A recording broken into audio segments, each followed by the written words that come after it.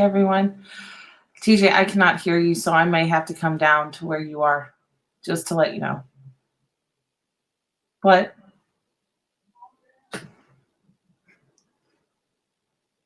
All right.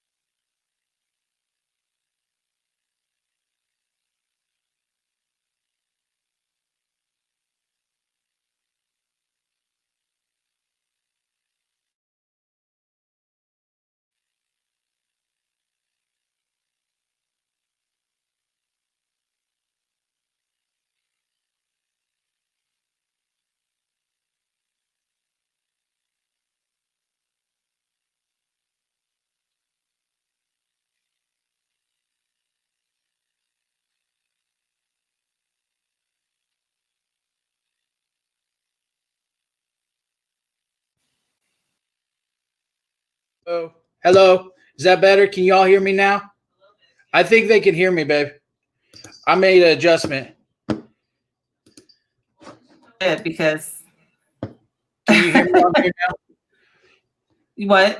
Can you hear me on here? I can hear you now. I'm sure everybody else can now. Hey! Thank y'all for patience for this Mercury retrograde moment that we are having. Gotta love communication, right? Yes. And that's why we're having a little bit of issues right now. And we're just kind of chilling, waiting for Hector to show up because he's having a little bit of tech issue himself. So, yay! Thank you, guys. How's everybody doing on this Sunday evening? Hello, M, Jackie, Jacqueline. I'm sorry, love. Jed, how is everyone? Do I need to close the door? There's a little bit of an echo, it sounds like. Okay, I'll turn my volume down. How about that? Sounds better. So, yes. So it's been an eventful, busy day, but I hope everybody's having a great weekend and preparing for this coming week and getting things going. Let's see. This coming week, we've got some classes coming up. We are doing well. We are doing well. It's been eventful. We've been busy. We've been cooking. We've been cleaning. We've been working with the kids. They had their week off of school, and everybody's getting ready to go back. So it's been good. Yes. A little bit of routine back coming up this week.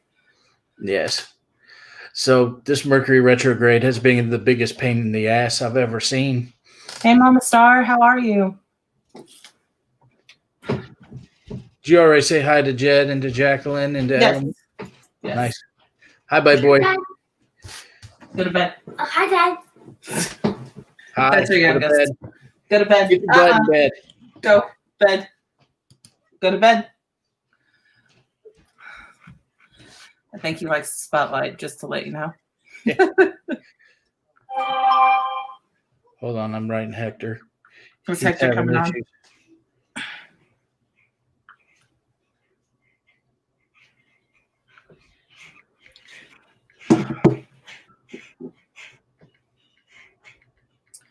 How's everybody doing?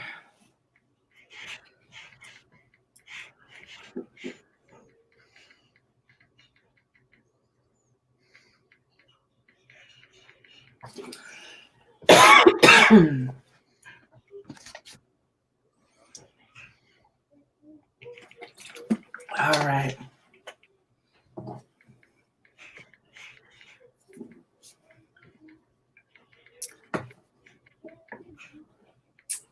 What's going on? What good things are coming? Of course, Mama Star always has something good going on, but what are you congratulating her about? Am I missing something?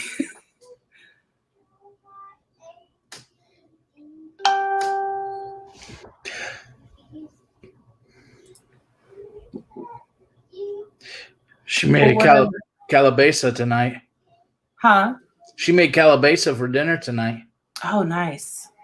Nice. Hold on one second. I need to go put the youngest to bed.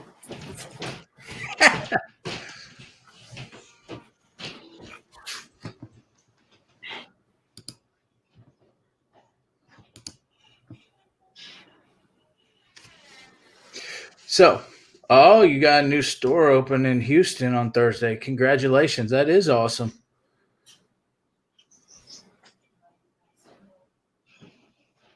Yay. That's wonderful, Mama. LOM, good to see you. Jed, good to see you. Jacqueline, good to see you.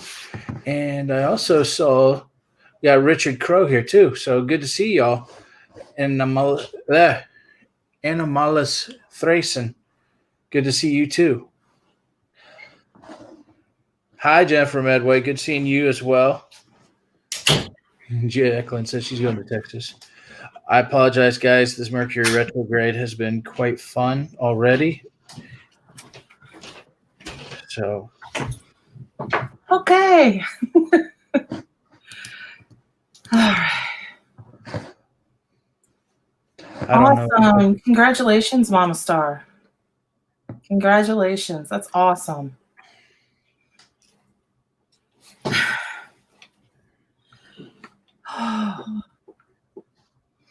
All right.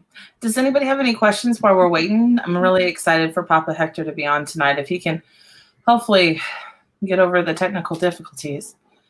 Gotta love Mercury retrograde. This one seems to be like kicking everybody's butt one way or another. So, and it's just starting. What's wrong? Nothing. It stinks. I see him. It just shows that his device is not connected. So, let's see. I can't do anything. You're the main guy, so.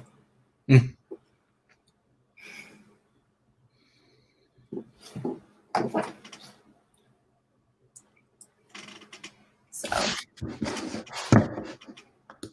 All right.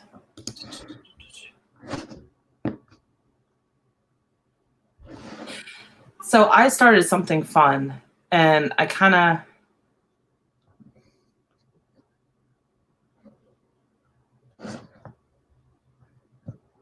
hey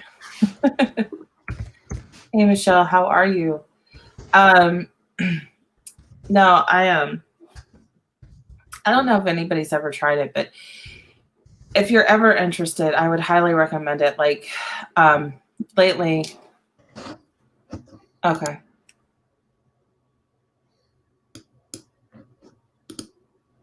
Okay. 1 second, guys. I'll be back.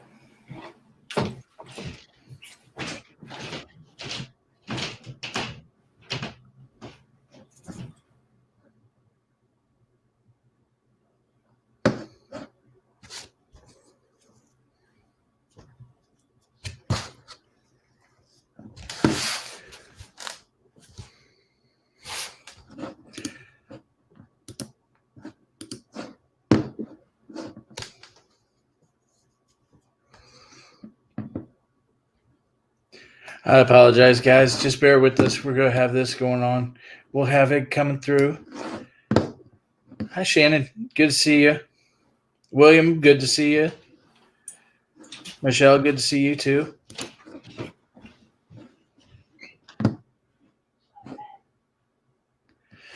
All right. So we also have some kiddos that are trying to stay up as well. So let's see here. Hopefully Hector can come on.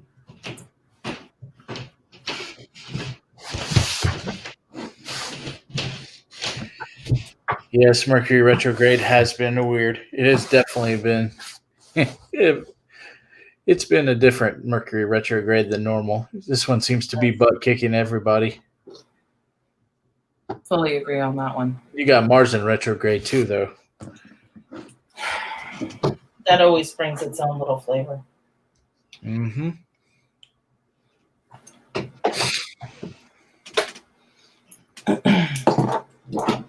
My setup, the lighting in here really sucks. T. I have to get better lighting. We'll get you some better lighting. All right, guys. Forgive the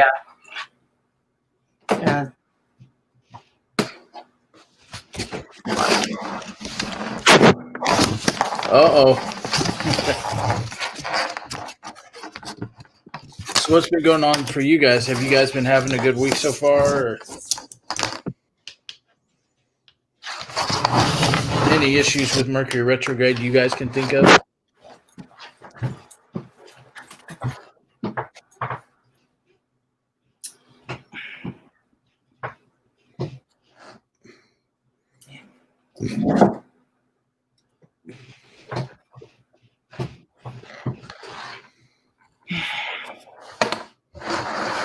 This is a hot mess. And usually, What's been something that's been fun for you for this Mercury retrograde, love?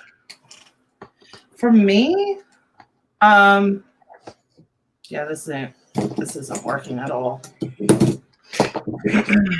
You look like you're in interrogation. I know, right?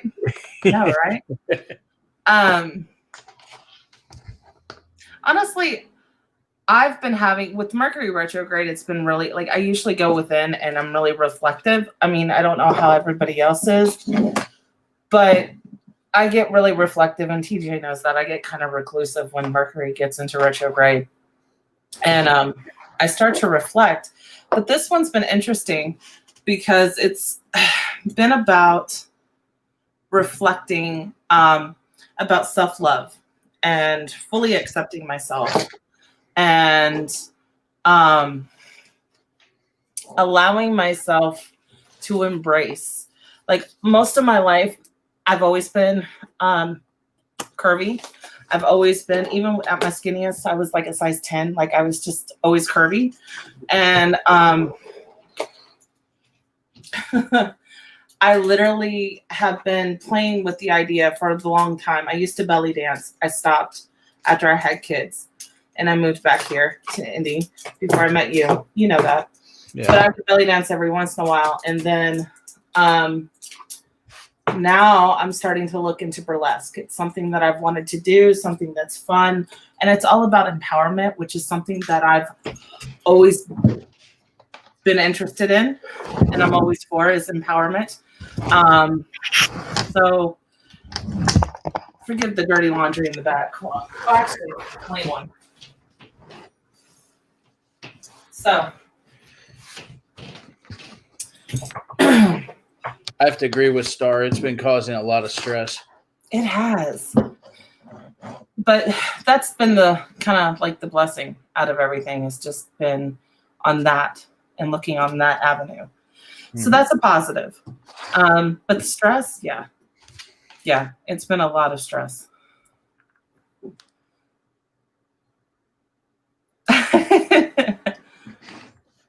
Papa Hector, he waves.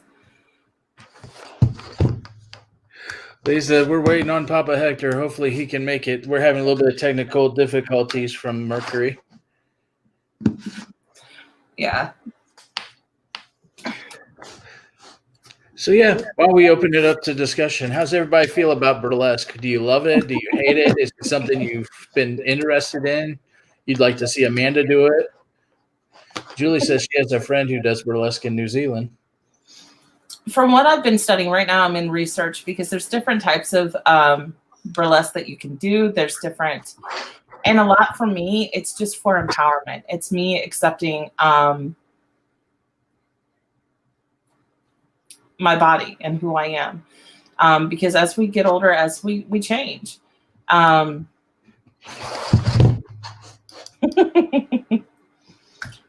So, yes. See, a lot of people want to see you do the burlesque. Not just me. Thank you. Though I'm, I kind of think you're. I'll keep my mouth shut. Yeah. Oh, thank you, Mama Star. Thank you. You're right there. Thank you. I was actually talking to my god sister Tanya, and she's like, "Yeah, I think it's perfect for you." And I was like, "Yeah, I love belly dancing.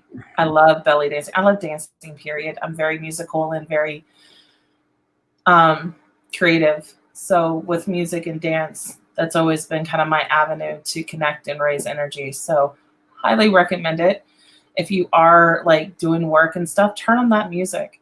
I mean, I know that's one of the things we do. We turn on the blues or we turn on some rock or, sometimes if I really need to connect with my ancestors, I grew up listening to country because of my ancestors and the oldies. So thank you, Mama. Thank you. I love your support. Thank you. It's an honor to have your support. She's right about that though, because literally it makes you get out of your comfort zone to the point where that, it has nothing else to do but empower you. Yeah. Yeah. I mean, hold on. Julia goes, it's for empowerment and being comfortable in your own skin. It's a wonderful thing and most likely to bring out your inner child. Yes. Yes, music has always been my language. I love music. I love to sing. I've been singing and dancing before I could walk and talk. I mean, my mama was always like, you were always gibbering. Always. And you know it here, T. I mean, we're constantly, I'm playing some sort of music, and you listen to it. Yes.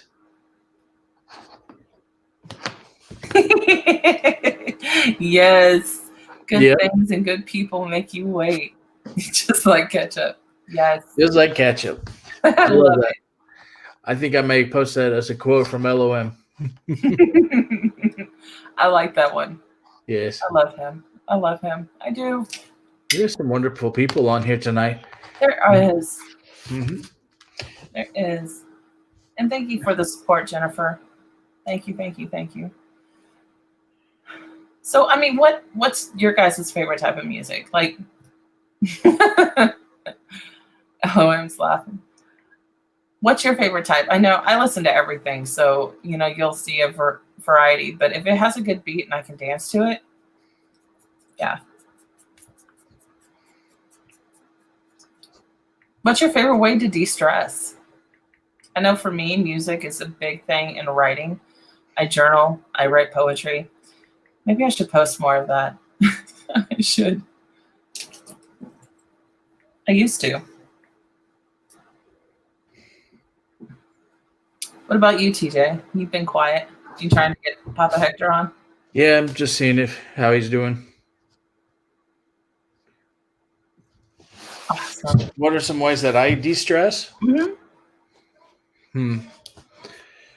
I would have to say cooking is probably the one de-stress that I do, and also cleaning. So I'm like, It turns into mother hen. Seriously. yeah. Oh no, come on! Yay! There we go. Did we got him? Awesome, awesome, awesome. Hello, my friend. How Hi. are you? Hey, so I got me hooked up to the phone right now because the computer's acting funny. All my electronic devices are always possessed. So they do their own thing when they want to. I'm still trying to get the computer up because I know it's like better. Yeah. So, but I figure we can continue and move along. I can generally do two things at once. Right on. So, how is everyone? Good. How are you? I'm doing awesome. How are you guys feeling? How's everything going?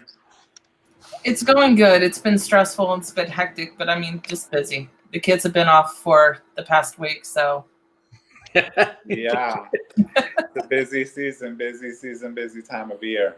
Yes. yes. So everybody's saying hello to you, Papa. Just to let you know, Mama Star did. LOM's on here. Jennifer's on here. I'll Oh, go hi ahead. everyone. Okay, just excuse me. I've got children in the background, so No worries. Hi everyone. Hope everyone's doing well, doing awesome. Hi Star. Yeah. We got all kinds of people just saying, Hi hey. Team. We got Hi Angelica. Angelica. Mm-hmm. Little Jen from Medway Action saying hi. Hi Pups. Jen. Hi Leah. Hi Jacqueline. There you go.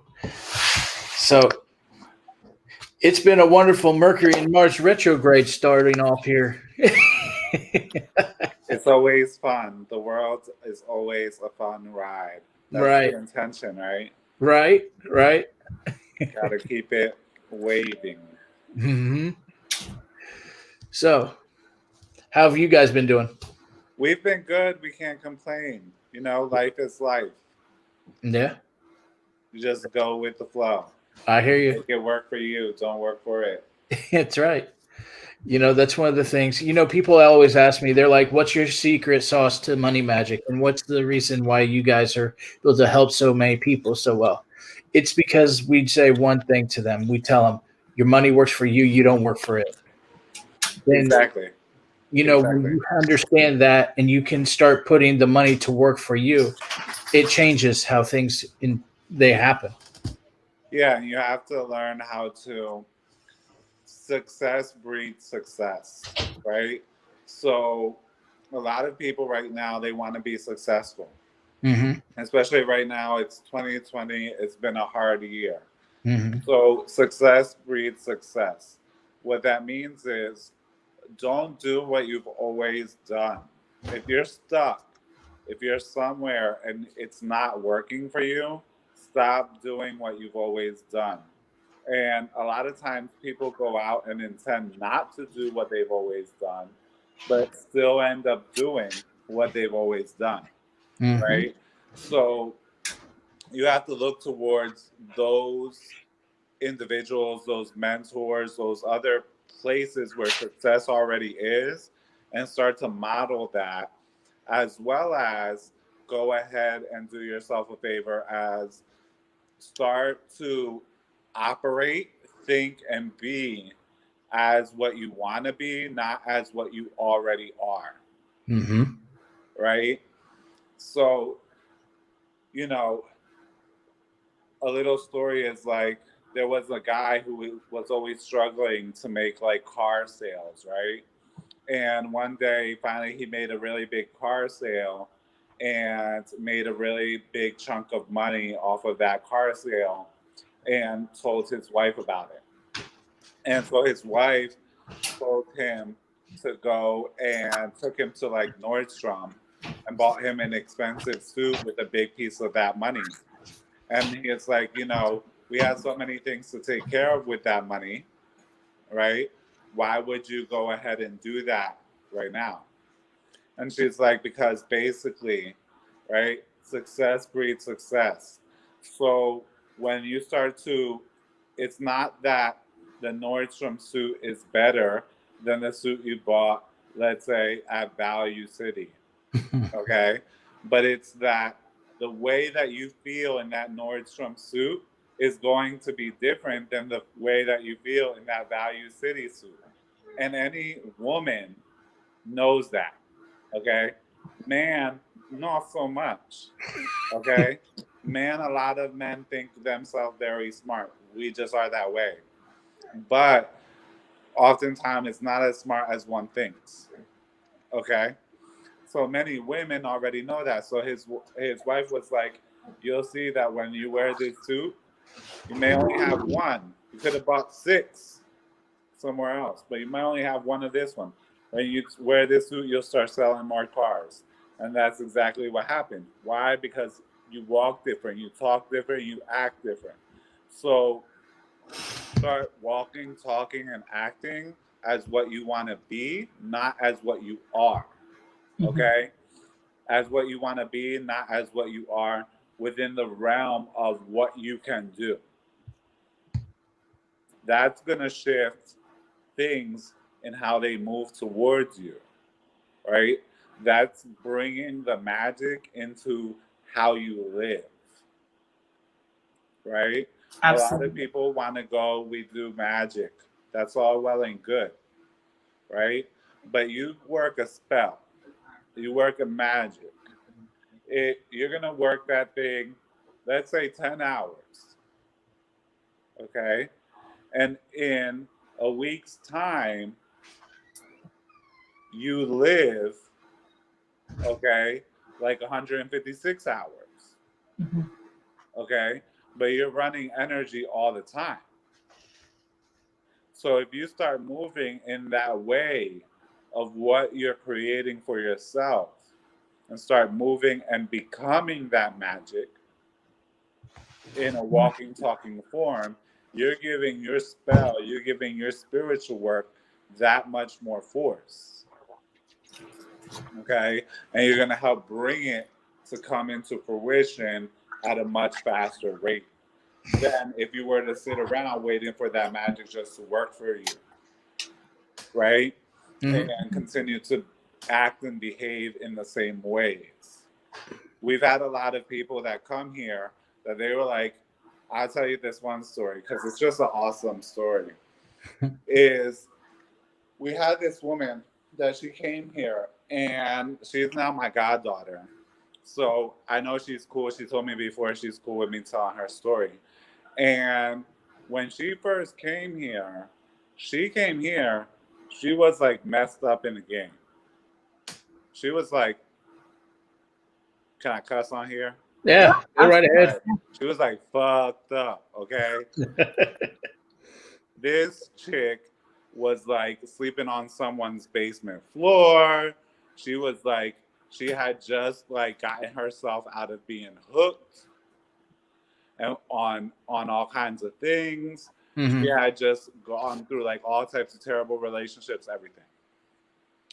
She had stolen from her like whole family, right? Throughout the years of her addictions and things. So she was messed up.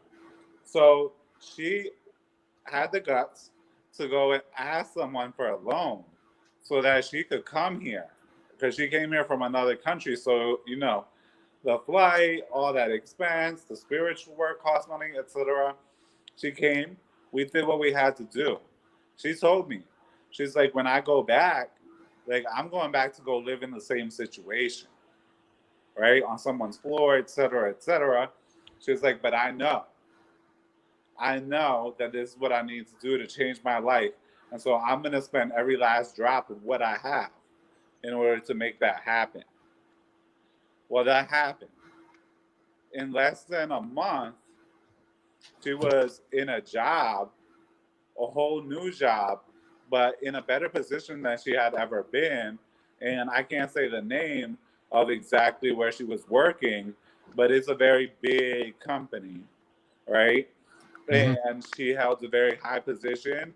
Within that month when of her returning, she had gotten the position, and with the position had been given like a sign-on bonus. The Nice. sign-on bonus covered everything that she borrowed in order to get here. Wow. Okay, she worked there for a year.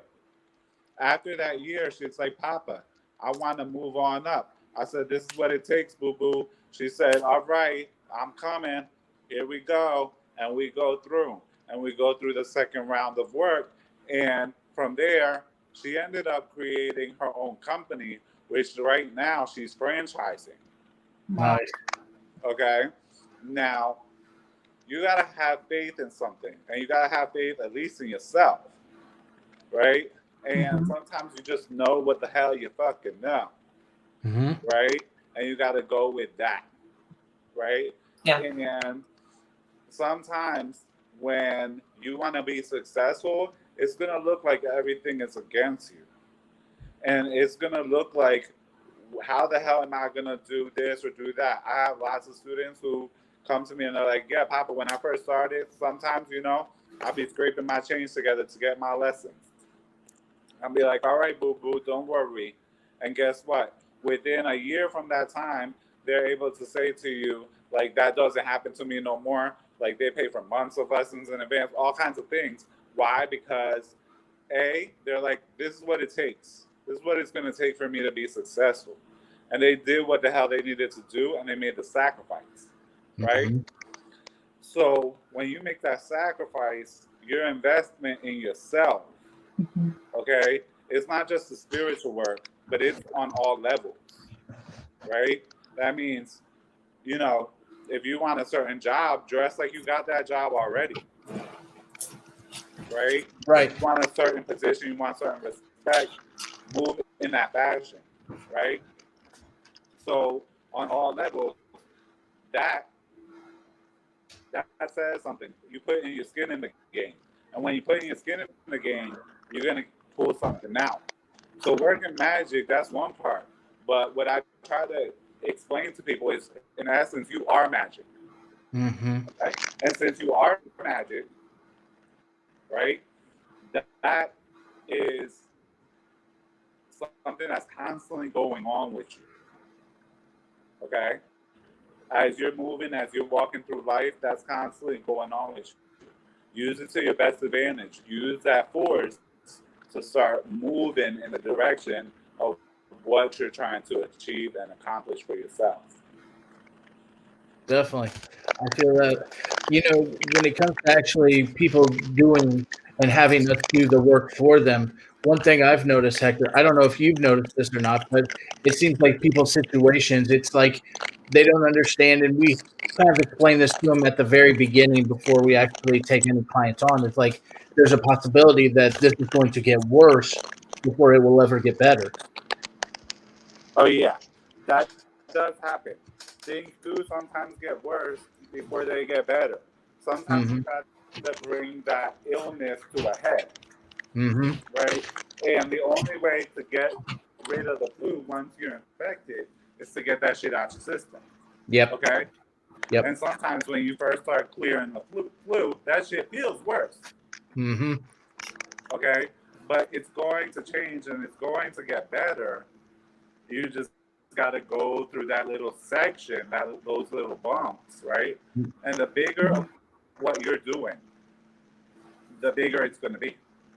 Yep. Meaning the bigger change, that shift, thing that you're trying to accomplish for yourself, the bigger that thing is going to seem to be, right? There's going to be obstacles. It's going to seem like you have obstacles in your path. When you want to progress, okay, everybody left side of Jesus Christ is going to want to stop you. Okay? Why? Because they don't want you to leave them behind. And sometimes it's out of malice, sometimes it's not. Sometimes it's even out of love. Okay? Because they don't want you to leave them behind because they love you. And their love is still a possessive type of love. Okay? So in that case, many things will try to come to stop you from progressing. You got to know the difference between what's trying to stop you from progressing versus when the spirits are saying, like, don't go that way. Okay? Yeah. There's a difference. Sometimes it's that there's obstacles that you need to conquer. And then there's times where it's actually the spirit saying, hey, don't go that way. Mm-hmm.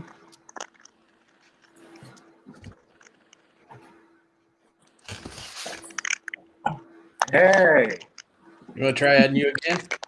I got it here. Let me see if I get rid of this one. Hey, there we go. There we go. There we go. See, we can work things out on the fly. Of course. You gotta make it happen. You know, especially in the tech world, right? These things are not really our realm. Is the spiritual work, right? Not the tech work. So we have to do tech work because we are now in 2020, right? And so we as spiritualists, we got to keep up with the times. We got to keep moving with the times. And that's another thing that people don't understand when it comes to spiritual things is new does not mean bad. Okay. Old does not mean good. Okay. This is what my ancestors did does not mean good. There's lots of fucked up things the ancestors did. Yeah. Okay. There's lots of things where they thought they were doing well or doing good, right? But it was based on the knowledge or information they had access to at the time. At one time, we used to get baths with mercury in it. Okay. Mm-hmm. And the ancestors used that as a cure. Yeah. Okay. And it's, you know, if we don't, you know, correct these things as they change, as we realize, hey, you know, mercury probably something we shouldn't be putting for people. You know what I'm saying? We gotta evolve. The ancestors moved and evolved things too. They want you to evolve. The whole point is for you to continue to grow and for things to continue to develop and work for you. And man, meaning all peoples, humanity, the purpose of humanity is to continue in evolution, and humanity is not going to stay still. So basically, neither will our spiritual work. So we got to do technical things such as this and make it work for us along with everyone else, right? Yeah.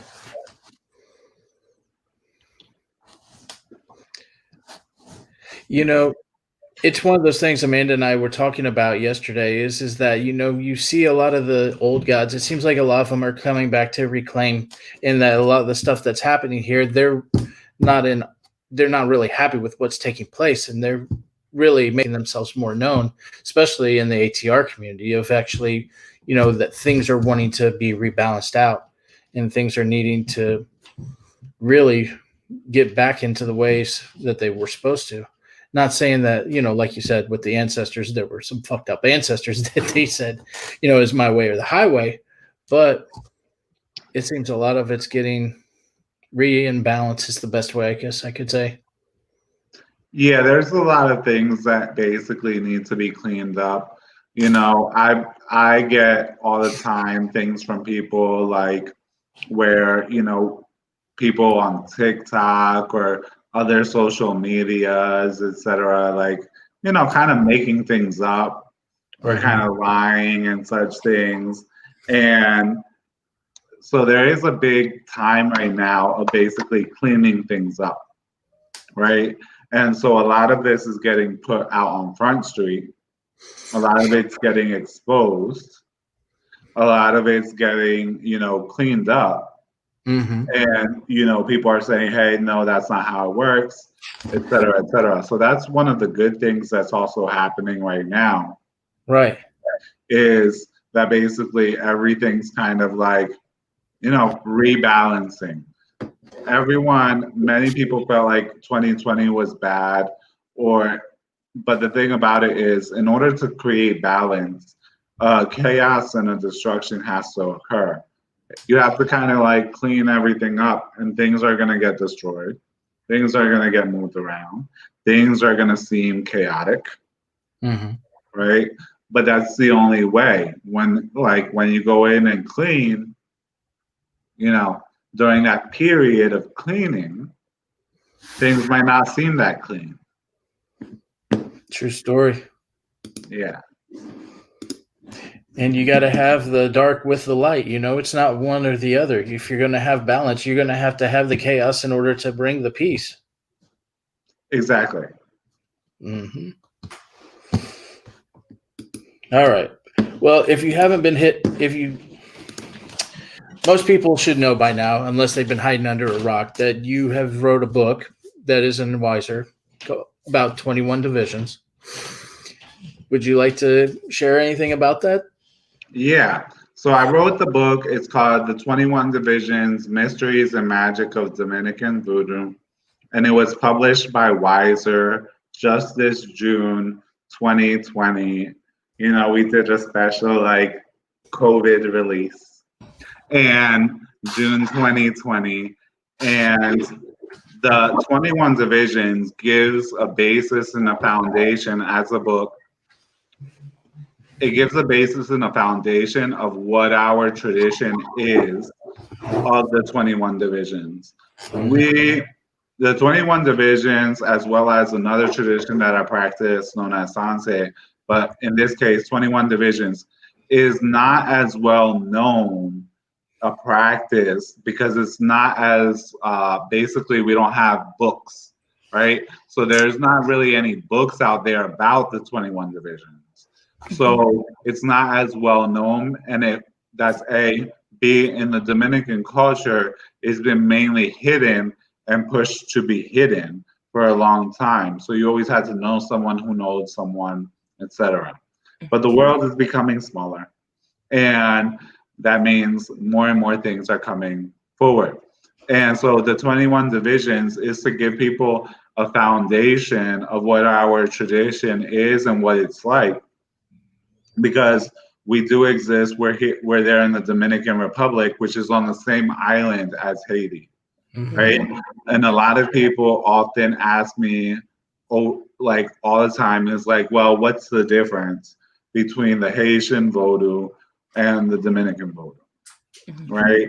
And so basically, there's many differences because it really depends on your knowledge of what is Haitian voodoo.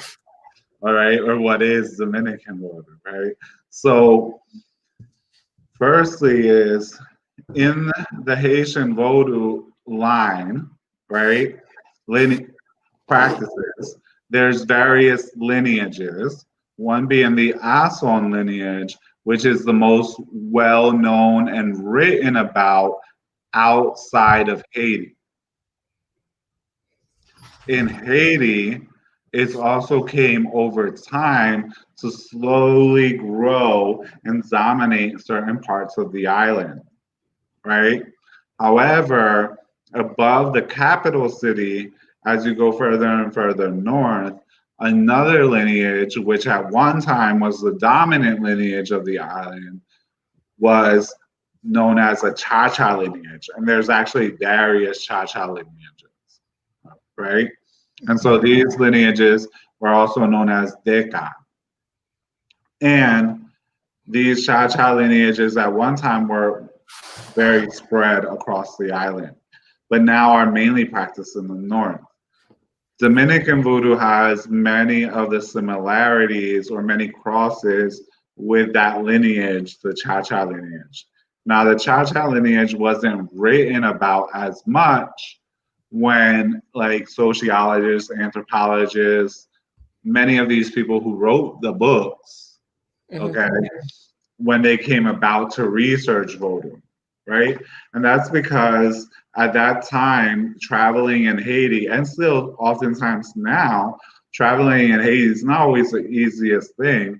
And basically, you fly into the capital, and from there, it's easier to kind of go south necessarily than north. And so they stayed within the areas of the capital and the surrounding such areas, right? So that's the voodoo that they got most exposed to. That's what they wrote about. That's what the voodoo that most people are know. So in the 21 divisions, a lot of people ask me, do we deal with the same spirits, right, as the ones they deal with in Haiti? For the most part, yes. We deal with the same, we call them misterios. We in Haiti, they call them miste, right, the mysteries. And many of the words that we use in 21 divisions, we use a lot of Spanish naturally because that's the Dominican Republic, Spanish side of the island versus the French. So we use a lot of Spanish, but Creole and Creole words are still within common use within our tradition of the 21 divisions, right? Okay. So we have many of the same loi. However, the loi are served differently, right? And the service, to tell you the truth, it's kind of like it's similar and yet different, right? So they're served differently. We have different drum rhythms, different songs, but many of the loi kind of like go in both traditions and are across the board in both traditions. Some loi hold a higher position, or let's say weight, in one tradition over another. And then some loi are actually either regional, right, that only actually belong to certain regions, or may just be found over here, but may not be found over there. But those are like amongst a lot, so more so the smaller, the more minor loi, right, the more minor spirits. Yeah. And so in 21 divisions, there's a lot of similarities to Haitian voodoo, but there's also a lot of differences to Haitian voodoo, especially as most people, let's say in the diaspora, know Haitian voodoo to be, because most people in the diaspora know the Ason lineage of Haitian voodoo, right? And so in the 21 divisions, aside from that, and this is the same in Haiti though too, is in the 21 divisions though, more across the board, the Catholic elements are way stronger, right? They're way more linked or tied in, and they're way stronger, especially because the Spanish were a lot more demanding in their conversion of the slaves and worked more to enforce that, right? So that's part of the reason why our service is different, so on and so forth, right? And in a lot of places in 21 division, like one of the most important things is mounting the spirits. Why? Because of that strong Catholic rule, right? Many things that couldn't be done could easily be handled by a spirit in possession, which therefore then negated or canceled out the need for many tools and many random things and many random rituals and so on and so forth, because the spirit can basically come into possession and be like, yeah, I'm going to do it for you, okay? And, you know, which is one of the things that often surprises people about our tradition. And the spirit can come and be like, yeah, I'm going to do it for you, and boom, it's done. And and then they're like, hey, you need to give me this and that, right? So, and it's still the same in the Haitian tradition, but there's also a more, there's other aspects of Haitian tradition where, let's say, possession isn't as needed or as necessary because it's about following ritual order, right? Whereas in the 21 divisions, it's a heavy tradition on transpossession. That's interesting. So, like what you're saying is basically with the Haitian, you're dealing more with, reglement, where you're dealing with it being in order and going, and things are done this way, and that's the way it is. Where 21 divisions, you're talking about, it's more of a transpossession where spirit comes down, they say, "Yep, I'm going to do this," or "No, I'm not," and then we go on about our business. Yeah, and spirit may also say like, "Hey, they need to do this," or "Hey, they need to do that," or "Here's this," or "Here's that." Does that make sense? Or like, here's this recipe, or here's that recipe, or you need basically the horse, the person who's mounted to do this for you, or that for you, etc. But that's pretty much more so where it lies. Okay, is the spirit possession, and that element is very heavy. So in the Haitian tradition, there's a reglement, like you said, a ritual order, right? And if the ritual order is followed, then things should be good. Yep. Right? In 21 divisions, there is a ritual order. So we have reglas, which is kind of the same thing, rules, right?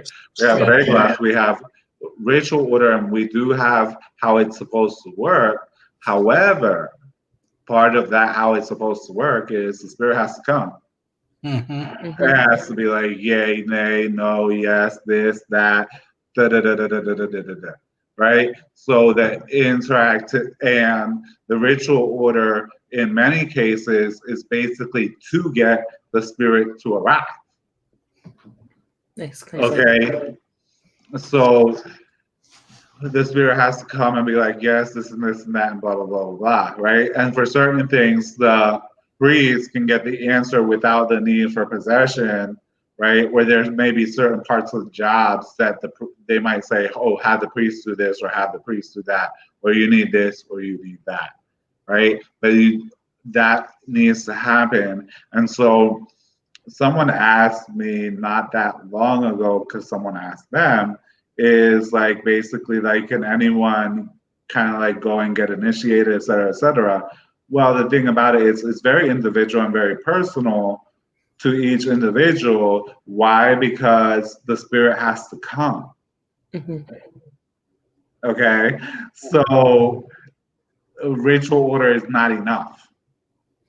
Okay, because the spirit has to come because it has to transfer. It has to activate and transfer.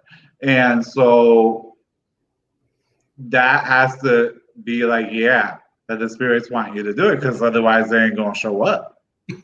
You understand what I'm saying? They ain't gonna show up. It don't matter. You did the ritual all nice, beautiful for you. You understand? I'm glad that you had a nice party or this or that.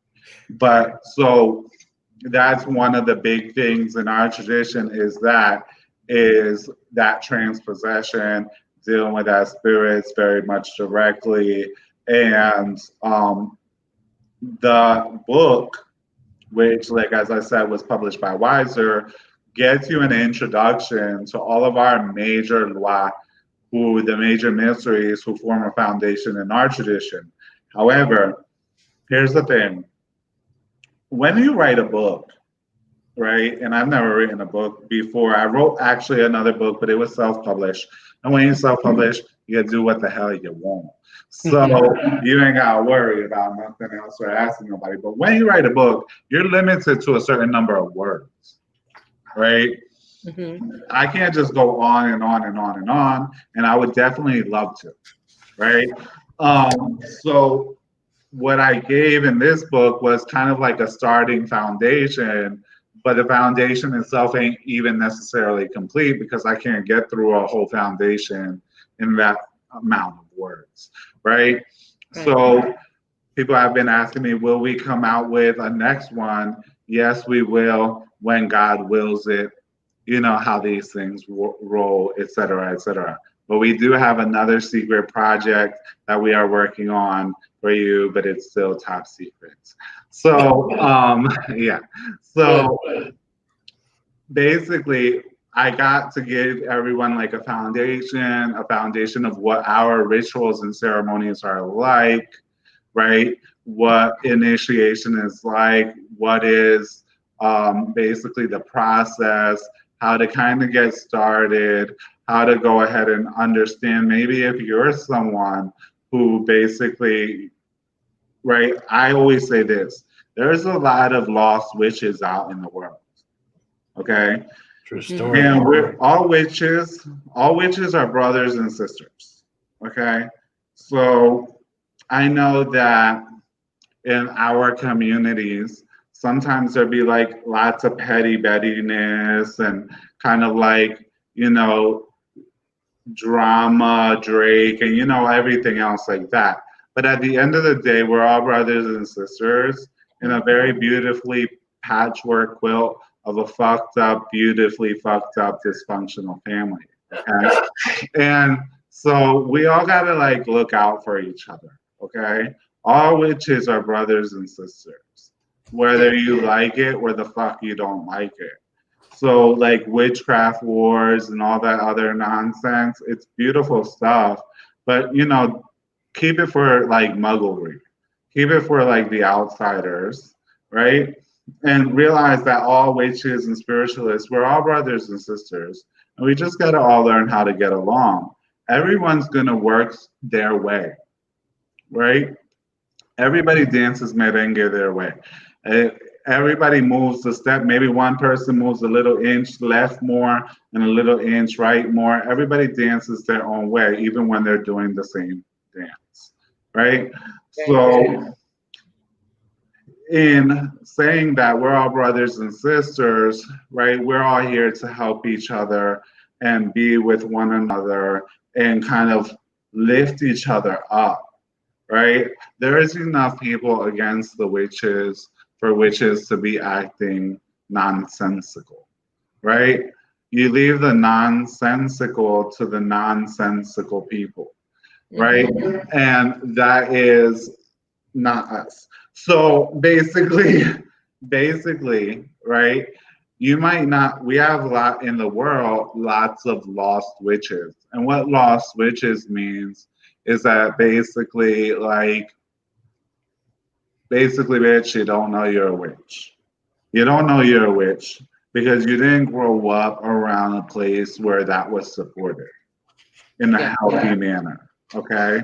And maybe you lived in a place even where you might have got like little tips and tastes, because in America, right, lots of people believe in ghosts and this and that, but then like witchcraft is like, ooh, no, right? So like there's people who have like little tastes of psychic things, or like their mom believed in psychics, but like, you know, everything else was a demon or this and that. So basically, like, you have a lot of people who are witches, they don't know they're witches because they don't know that they have that mark, okay? And it creates a whole shit, like a whole load of shit for the witch, okay? So there's lots of people who don't know that they're witches, and part of the book is to like for people who are witches, so that they could be like, oh damn, shit.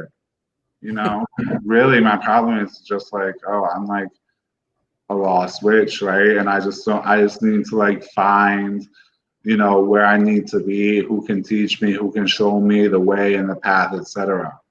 Unfortunately, in the US, and fortunately, okay, because everything always carries a double-edged sword. In the US, it's a very much a land of a DIY.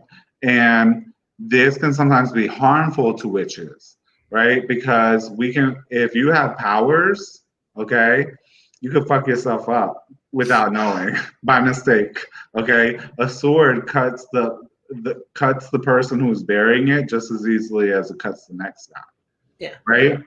So witches need training, witches need to know to basically even look for somebody to go ahead and start helping them get on their path. Because, like I say, every witch is going to dance their own way. That means everybody has su cosa. That means, as my grandmother and my aunt would say, cada quien tiene su cosa, right? Every person has their thing. That means that every witch has their way of doing things, okay? Me personally, okay, I don't give like, devil's eggs to like Maitre Zelia or whatever. But if you do that and it works for you, do it, boo boo. If it fucking works for you, keep doing it, okay? And I'm not here to judge, I'm just here to teach, share, and help my brothers and sisters who are witches kind of lift themselves the hell up, all right? Because basically, I always say this, I've always said this since I was really little, is that basically witches, we're like kings and queens of the earth. And if you don't have a crown on yet, it's because you haven't done what it takes, but you're meant for a crown. Mm-hmm. Okay? Maybe you haven't gotten your crown, maybe you haven't gone and picked it up, maybe you haven't earned it yet, okay? But your head is marked for a crown, okay? So we got to move in that direction and help people collect the crowns that are due to them, right? Anyone can be like anyone else. That's easy, okay? The difference is being yourself, right? That's what makes a witch, right? So we don't want everyone to be a fucking Xerox copy of everyone else. We want witches to bring forward what they have to bring forward. But here, what I'm doing, what my mission is to help people get their goals, achieve happiness, etc., live a full life, but also to basically help my brothers and sister witches basically have what they need to have, right? The tools, the knowledge, the power, the training, the ceremonies, whatever it is that they need to have in order for they to do whatever it is that they came here to do, to serve, and to be, right? So that they're empowered in their power, in their individual power of who the fuck they are, and come bring a fucking party to the earth, okay? Because when I was growing up, I grew up around witches. So I know what it is to live around a good fucking city of witches. And if you don't know what that is, it's fucking a ball all the fucking time. And so the thing about it is, though, the old witches, a lot of them are slowly either passing away or have passed away, right? And because of many of the old ways, they may not have passed the knowledge on to others or not had others to pass the knowledge on to. Okay? And so now we need to kind of, it's the job of elders to basically start to, help and embrace and lift up our communities so that we can have these witches ball blast shit that we do. All right. And that's why people ask me at times, like, did you see this person do that? Or did you see that person do this? I don't address, okay, much of anything. Do I see lots of things? Yes, I see lots of things. All right. But when you're a witch, okay, every witch has the stages, right? You're not old witch yet. You're a child witch, okay? And toddlers make mistakes, okay? So you don't get mad at a toddler for being a toddler. You don't get mad at an infant for being an infant. They make mistakes, right? Which is why I don't address mistakes, right? I rather just not address mistakes and focus on giving people what they need to know, what they need to hear in order to create that life that you want to live. And if you're a witch, in order to like live your best life. And I want everyone else to live their best life as well, of course, too, right? But there are certain hardships or certain difficulties that witches face that is specific to witches, right? And so basically, you can't go to the regular doc and have him help you with that, or to the regular run-of-the-mill priest, this and that, and have them help you with that. So that's what I'm here for, right? That's my mission to serve and what we do. So this book is intended to give people that knowing and that knowledge that hey, we exist, we're here, right? And our tradition is very vast and very beautiful. There's many differences from region to region, area to area. And there's many other beautiful things that I didn't get a chance to include in the book, like sacred sites that people go to, like places where, you know, there's caves where the various spirits live and certain magical rituals go on. There's other minor sects or other traditions within our culture that exist that are like sub traditions, et cetera, et cetera. But it's a first book, right? So we can only cover so much. So, but that was the intention, was to give everyone that kind of like, hey, this is what it is. Here we are. Here we go. Because guess what? You can't know that you're meant to do something if you don't know that thing exists. Yeah. And you know, it's so sad anymore, Hector, that there's just so much people are finger pointing. You know, I grew up, and I know Amanda did too, that we grew up in the, you know, pull somebody aside, talk to them, you know, like you said about being a toddler. It's one of those things where, what are you doing? You know, is it really going to solve any issue at all if you're literally just pulling them and putting them on blast? And that's where I think social media has just become this overwhelming, just craziness that it's became, because everybody just thinks they can do whatever they want to do. And, you know, that's why, if you all don't know, like what Hector was saying, you know, having a mentor like him is critical for your success. Mm-hmm. You know, it doesn't have to be just Hector, but having someone that is there that can teach you the old styles, the old ways of doing things, you know, and knowing that they're going to be there for you in your corner, it's crucial. I mean, I can't even say it's like you can't have it, because you have to have it. Yeah. Yeah, you really do need it because, you know, as witches, we're made for so much more. Okay? We're made for more than, you know, what a lot of people unfortunately get themselves drugged into or lost in or whatever. It's all part of the path, okay? It's part of the fun. But as easily as you jump in, jump the fuck out, okay? And get your, like, wake up, right? And remember what your true goals are. And most people's true goals when they start on these paths is to help other people, help themselves, right? Live a better life, be happier, be healthier, have more sex, have more love, have more money, be safe, right? And help others and fulfill one's purpose, right? Understand one's purpose and fulfill it, right? So basically, I just gave you right there kind of like where all the focus should be, right?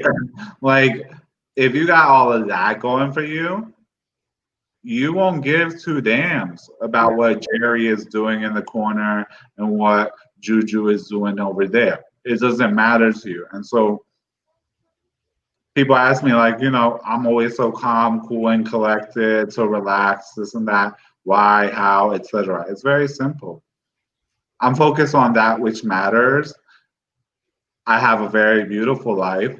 I'm very happy in my life. I'm very successful with my life, right? And so wherever I'm at, shit is great because I'm there.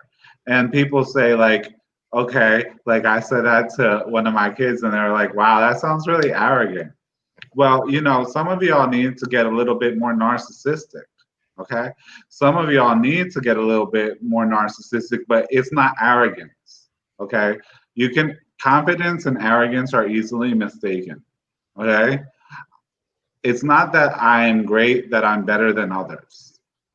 It's that I'm great just because I'm great. In no relation to others, in no relation. And I want everybody else to be great too, not because they're in relation great versus someone else. Everyone can be great. Okay? You're meant here to be something great. You come here for something great. Okay? To live something great. And will there be bumps and ups and downs on the journey, etc.? Hell yeah. Have you ever seen a good fucking movie? A good fucking movie isn't fucking roses on a bed the whole fucking time. You wouldn't even watch it. Okay? You'd fucking like start doing something else. You'd cause pain yourself just because it was too much pleasure on the screen. No one wants to watch that, right? So you have to know how to have a good movie. But our work teaches you how to navigate that movie, how to really work with it, and how to resolve problems when problems show up, right? So, and if you have the power to resolve, then you've never met a problem. Yeah. Okay? Problems are when you don't have power to resolve, right? So, our society here, and what I'm talking about is our society at large, not my temple, my spiritual society, our society here as spiritualists, as witches, whether that's like pagan witches, Jesus witches, 21 division witches, this witch, that witch, stick it in the ass witch, it doesn't matter. Okay? Whatever works for you, boo-boo, do it, right? However, when you do misrepresent something, do expect that some other witches are going to, say some shit to you like, hey, you're misrepresenting, right? You're saying this is voodoo or that's this or this is that, and that's not how the hell it works. Okay? Don't take it personal. That's also the job of the witches too. Okay? And, some people correct in a more harsh way, some in a more soft way. When you put that shit on social media, you put that shit for whoever. Okay? So take that too. And you have 2 ears and 1 mouth. That's so that you have twice the listening and like less the talking power, right? So if you're new to these things, then take your time. I meet lots of people like they're in such a rush and they feel many times like they've wasted a lot of their life or the time, they should have been doing this or they should have been fulfilling their purpose more, whatever. Whatever the fuck you were doing, you were fulfilling your purpose to get to this point for you to figure out your fucking purpose. Okay? At that time, your purpose was to get to this point to figure out your purpose. Okay? So whatever is gone is gone. Don't worry about milk that's spilled. Throw a fucking paper towel on that shit and pour a new glass. Okay? But take your time in these things. Evolve yourself. Keep your mind expanded and open. Right? This, especially if you're new to these things, these are a whole new world. Right? Keep your mind expanded and open. Even when you think you know something, say that you don't. Right? Now, if you have an opinion, whatever, keep it to yourself. Right? Keep it to yourself until you know more. Okay? Because basically, back in the old day, they just slap you if you were a little kid like me, whenever you make an opinion. Okay? Because opinions is for yourself, for your own entertainment value. Okay? And then eventually you might know more and your opinion might have been right or it might have been wrong. You might turn that around and find out that you was wrong because you didn't know enough. And you saved yourself a lot of trouble, right? From keeping, your lips shut instead of causing problems with another witch, right? Because of an opinion or whatever.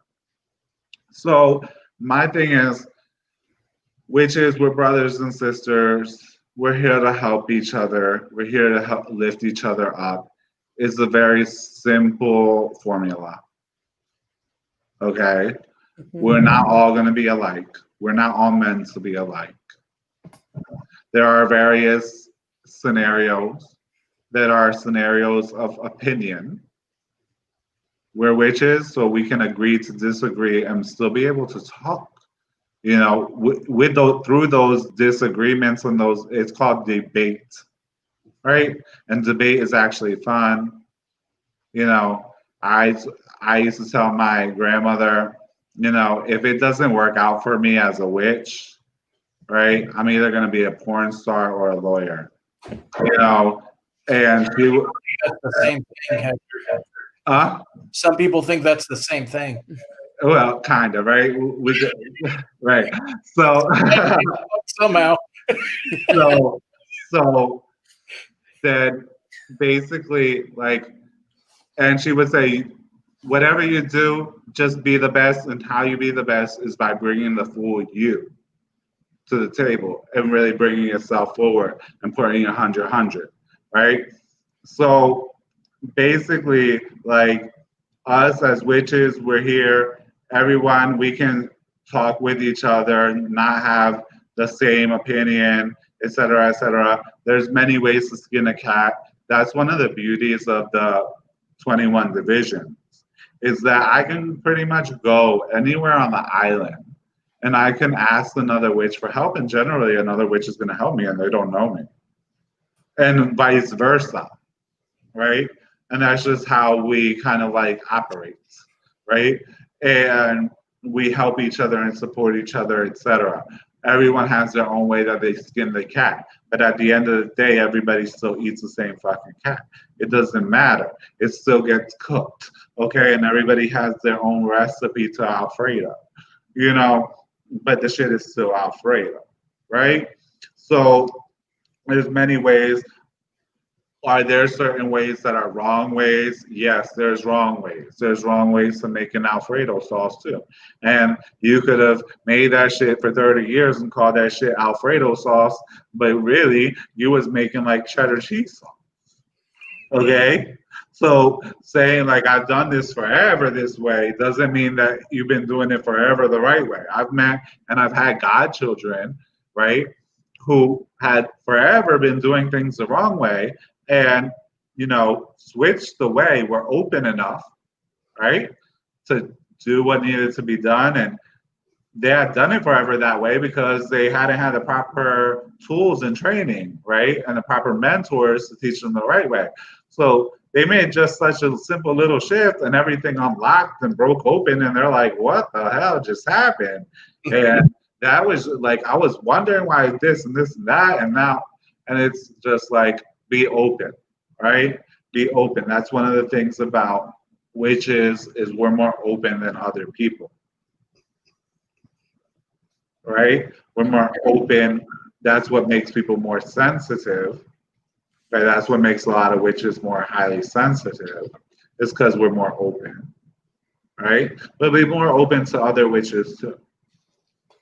Be more open to hearing the many things.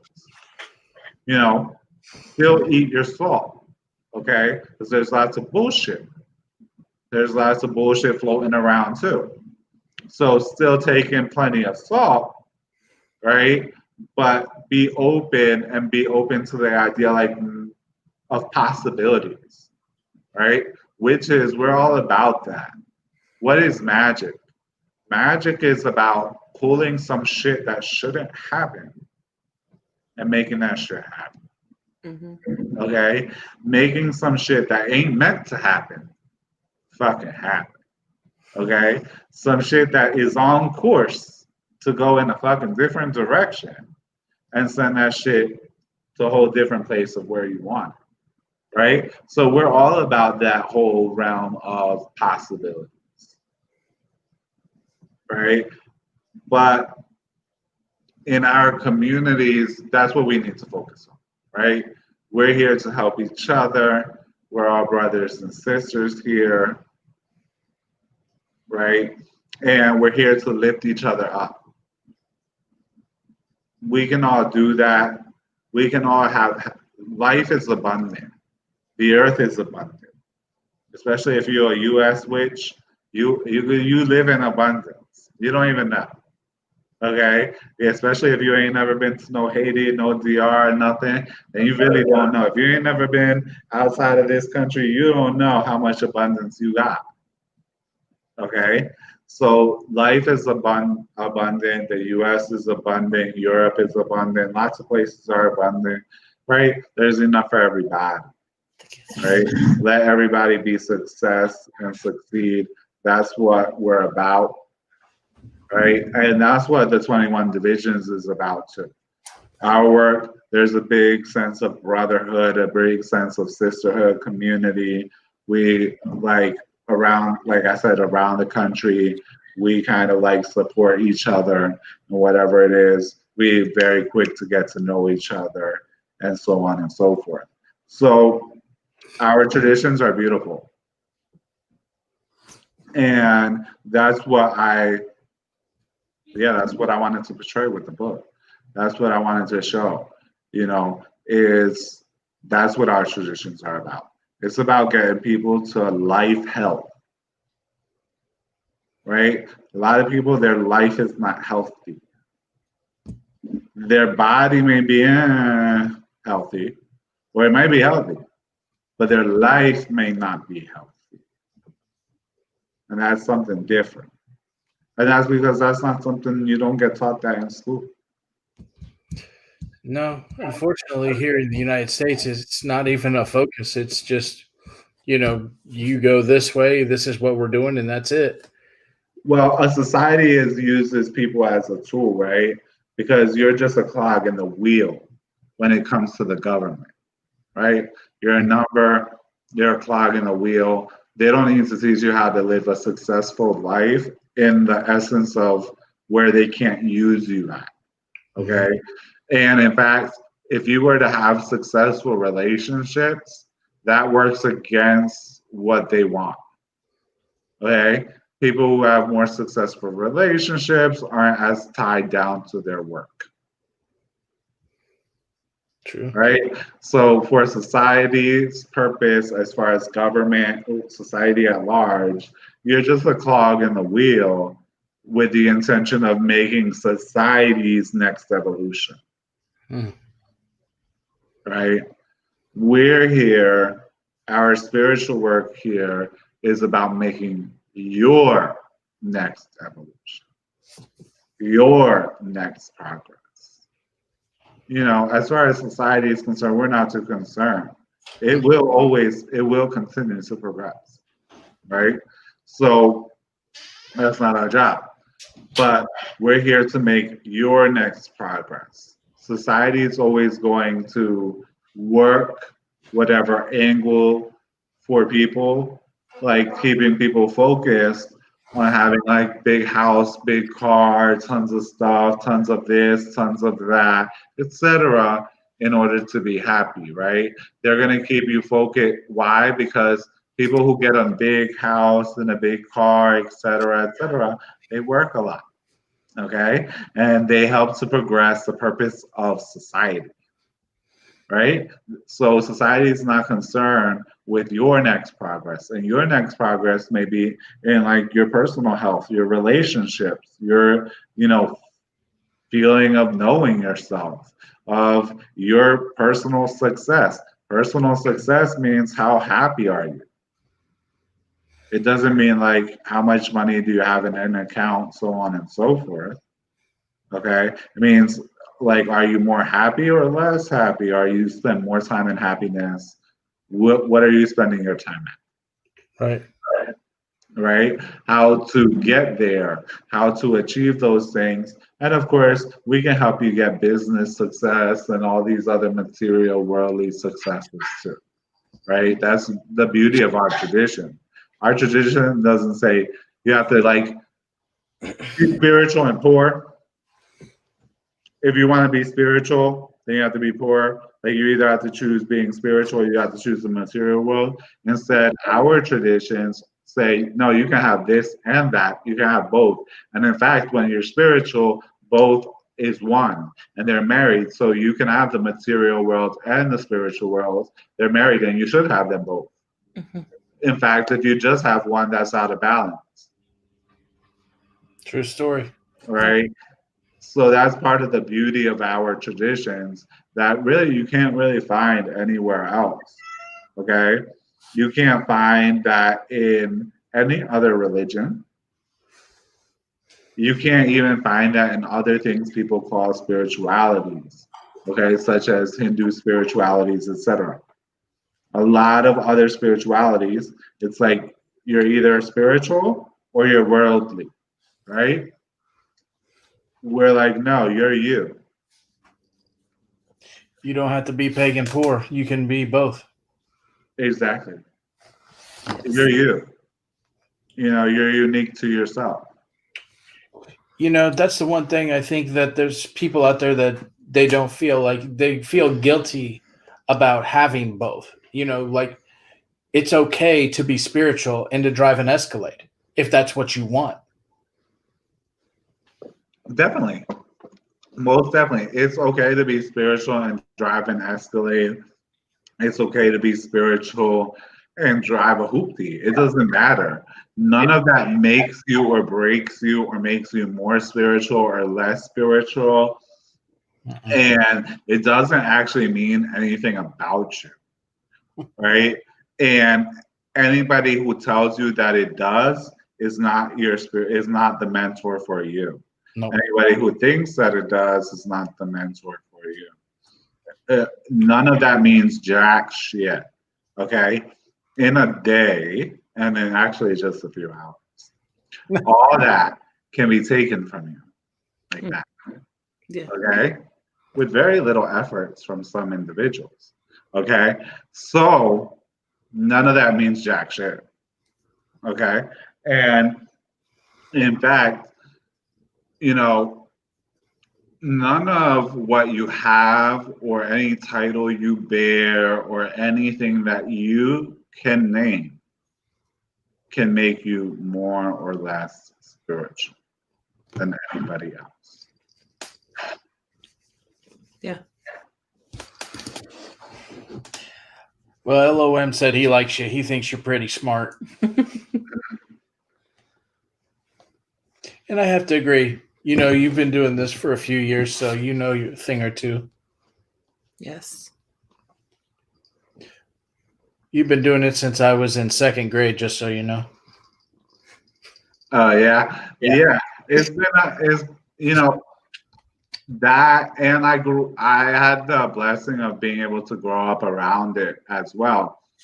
So like in both scenarios, I was really blessed, and I'm very thankful to my family and all of that for that. And you know, these things, that's part of what I want for people is for those, especially for those lost wishes, you know, you missed out on certain elements, certain foundational elements that are not there when you're not around like a witch family. Mm-hmm. You learn other foundational elements that come from other things, such as like Christianity. Mm-hmm. Okay. Mm-hmm. And or Islam or like Buddhism or Hinduism or like basically any of those religions, okay? And all religions are dead, okay? They do not belong to man as he is now, okay? That's what makes our religion so alive. Is our misterios, our mysteries, right? The misterios, they still come and interact with us now. Okay? We're not following dead things. Okay? All those things are dead. They were written by people that those things may have been true for those people at those times. And it might make a nice history book. Okay? Then maybe those people at that time needed those laws and those ideas and those judgments in order for society at large to progress. Remember, religion was it was the original government. That's Okay. And so government and religion in our tradition, it's the same evil. It's the same evil. So basically, the original religion, what the original government was religion of people. Okay. And so maybe those people needed those rules then in order for their societies to survive and progress. But all those religions are dead, right? And so if you learn those dead things, you carry rotting things with you. Yeah. And those rotting things, ideas and beliefs, and those other rotting things, they may put you against yourself. Okay? And if you are against yourself, then why should anybody be the fuck for you? Okay? You don't even got yourself. right. Okay? But a lot of people get pitted against themselves. Right? And if you pit yourself against yourself, you already on the fall. You're already falling. Okay? And so things are going to be crappy. Right? But they don't have to be. So yeah, we have to erase those things, get people that foundation of what they need, of what they would have come to know had they grown up, had they, had these foundations there, had they had this knowledge there, and that environment, right? Witches need safe environments because, and that's a very big part of what I was saying earlier with the community, is that witches need safe environments because A, the public at large doesn't provide any. Okay. B, in order to grow these things, okay, you need to be able to be in a safe environment to open up in order to be able to open up to grow. And you can't grow if you can't open up. So if you don't have that safe environment for that, and that's part of what the community is meant to be here to create, or what our job is to create those safe environments for witches to grow and to be themselves. And like I said, I can't expect like a baby witch, right, a toddler witch to act like an adult witch, right? And I can't expect for a teenage witch to act like, like a granny witch, right? So in that growing process, there are going to be mistakes. There are going to be like any other process of growing up. But that's what the community is meant to be there because there is no safe spaces for witches. Let me tell you a very short story, okay? And it's super short. Is that I myself have at various times tried to put ads in various new age or holistic magazines, and have always, every single time, so don't tell me that I don't get an A+ for this, failed to get in simply because I'm a voodoo, okay? Simply because I'm a voodoo, and when they look up anything to do with my name, Papa Hector and voodoo goes together like Tide and laundry detergent, okay? You hear McDonald's, you know fries. You hear you hear Hector Salva, you know voodoo. Okay, so that's how it goes, and so that's just an example of one. In another case, I was discriminated by various groups of spiritualists, right? Because they realize that I do voodoo, and these spiritualists are either like American spiritualists or like New Age spiritualists or blah blah blah, etc. Because I do voodoo, etc., etc., and all kinds of nonsense, right? Now I perfectly love it because I'm just fucked up enough to like, these things.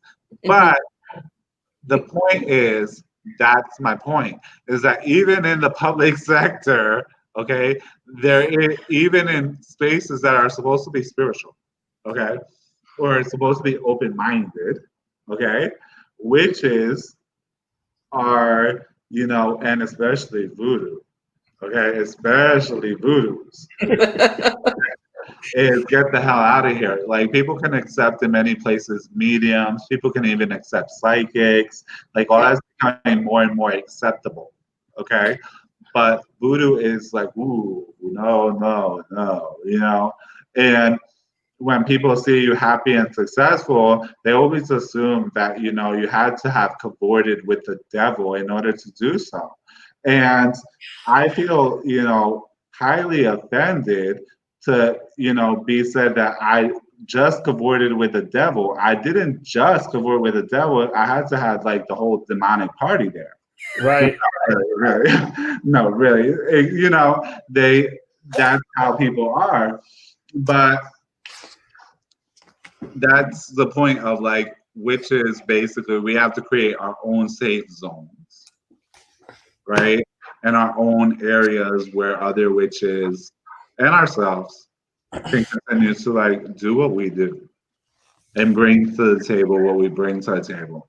And even a lot of, because I know right now there's a big witch craze on like the social medias. Everybody thinks there's a witch. Becky Burns from Sage thinks she's a witch. Katie is over there. Where's the pentagram thinks she's a witch, et cetera, et cetera. Even those people are scared of the voodoo. Like, I've even found that within the pagan community, within American witchcraft communities, et cetera, where that Christianity starts to seep out their pores, baby. It starts to seep out their pores.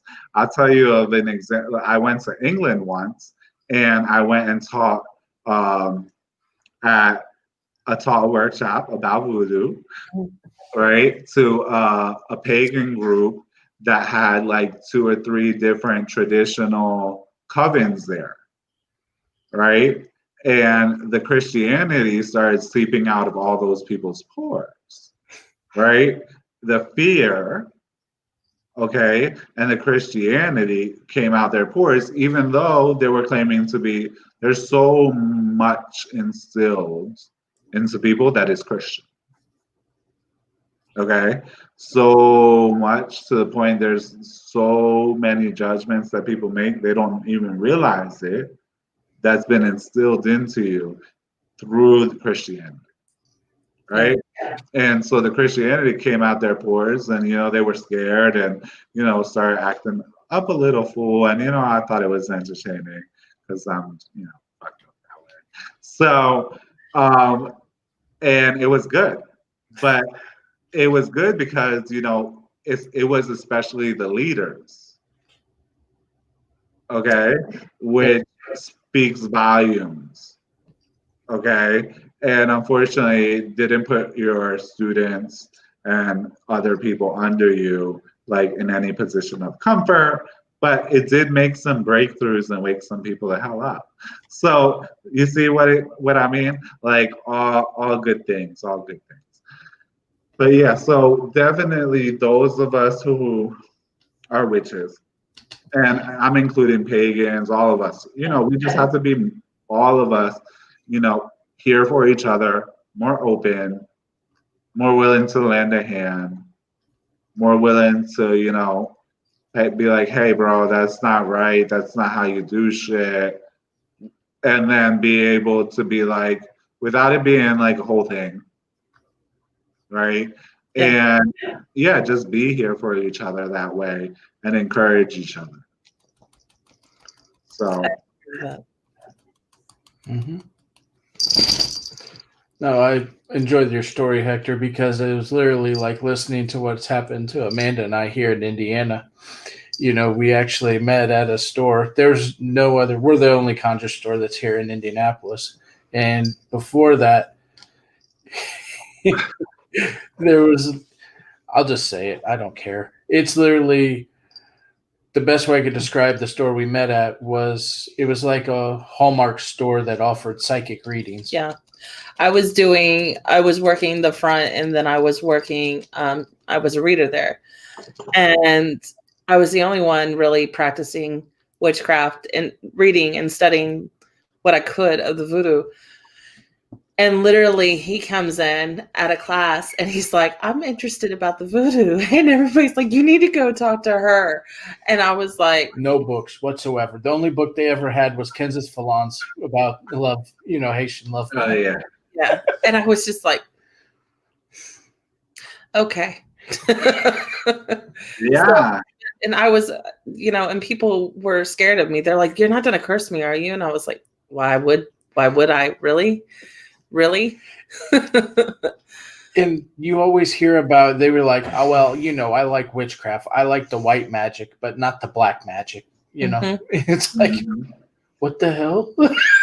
Yeah, exactly. Like they'll be like, I like this part, but not that part, or this or that, and like automatically you're assuming that you understand witchcraft to begin with. That's right. The first, the first assumption that brings the fall is that you think you know what witchcraft is, right?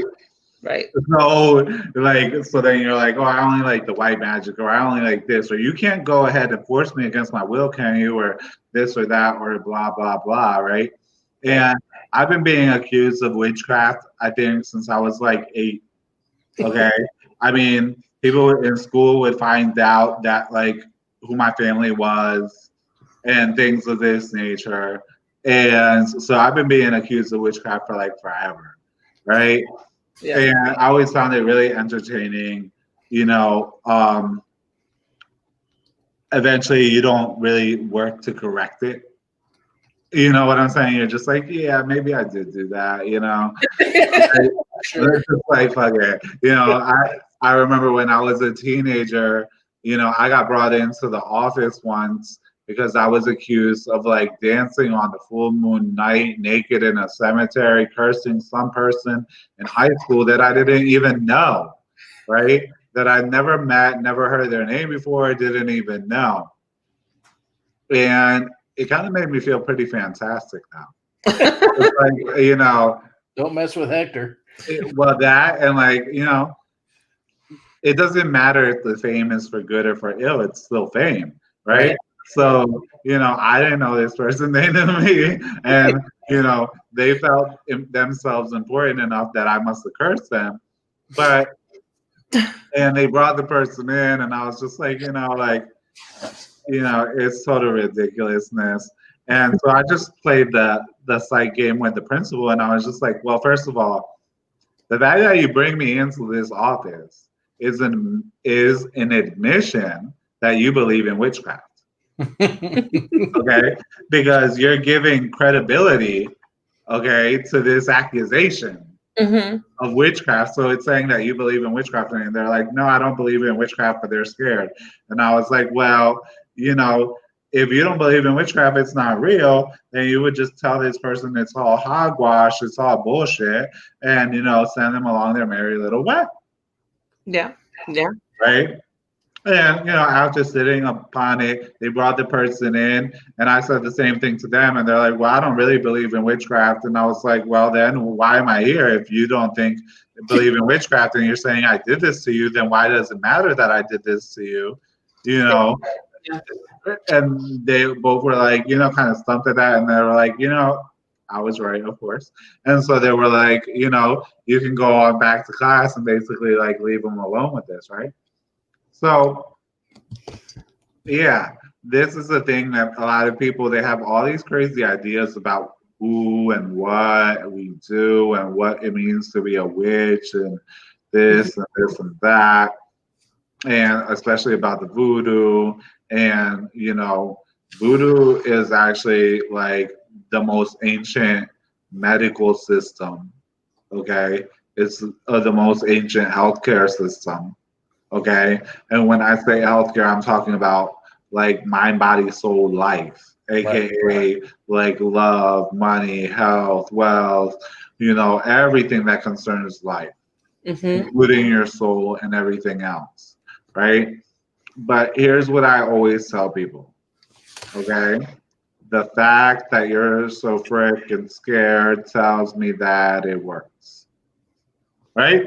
Because that fear that people have of voodoo, okay, it's like almost like in their gut. Okay? It's like so ingrained in them, right? And if you believe in your Jesus and you believe in your God, you would fear no evil, including no voodoo. You would walk anywhere. You would spend the night at my house, and you would sleep just as peacefully as if you slept in your own. Right? Yeah. I have Christian family members; they won't come to my house and this and that. Right? And why? But if your Jesus works for you and you're so protected, you would sleep just as comfortably in my house as you would your own. In fact, probably better because I got better pillows, okay, and a better mattress. So it's He said about walking through the valley of the shadow of death. Come on. like that's my point. Is that but people know it in their gut that voodoo is real and that voodoo works. It's a visceral.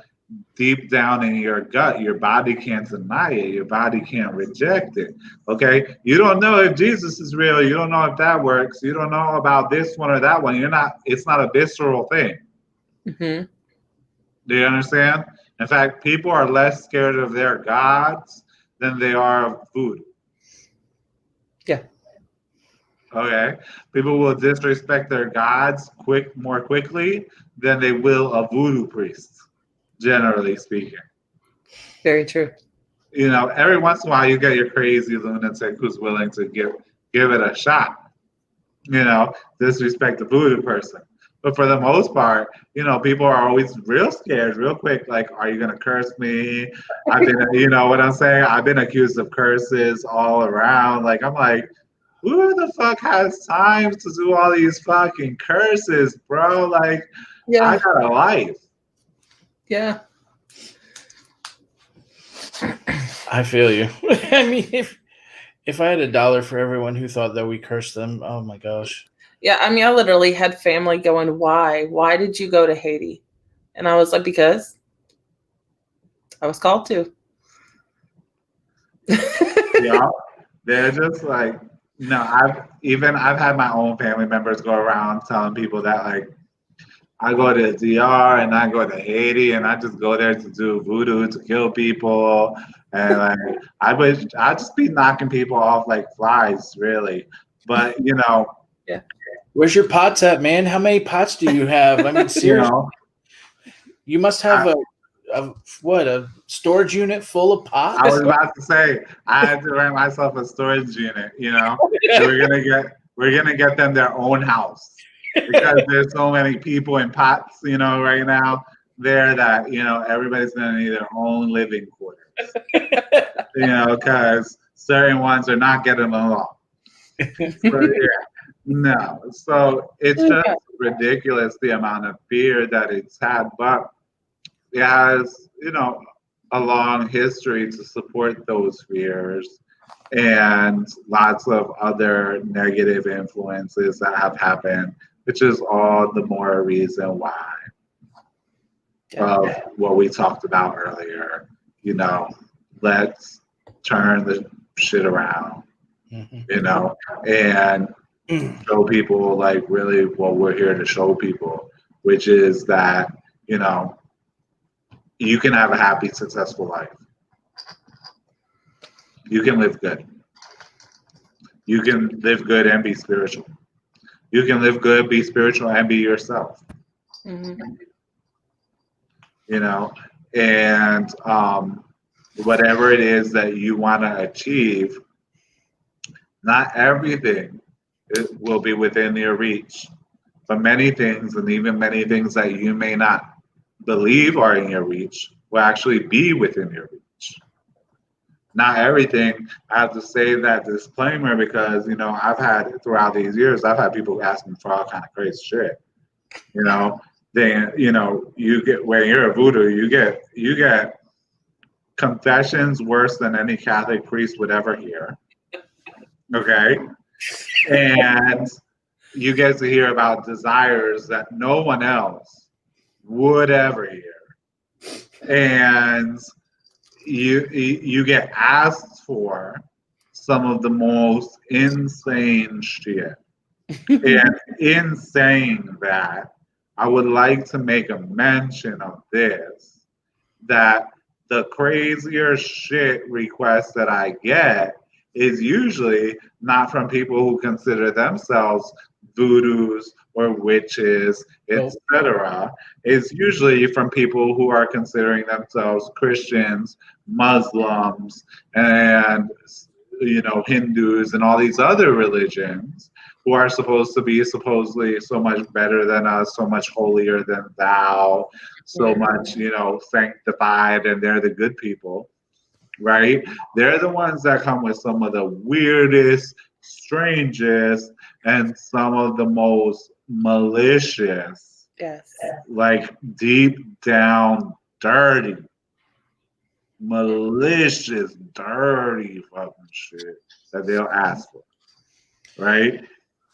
And they feel free enough because they believe they know what we are, and they believe that's how we are.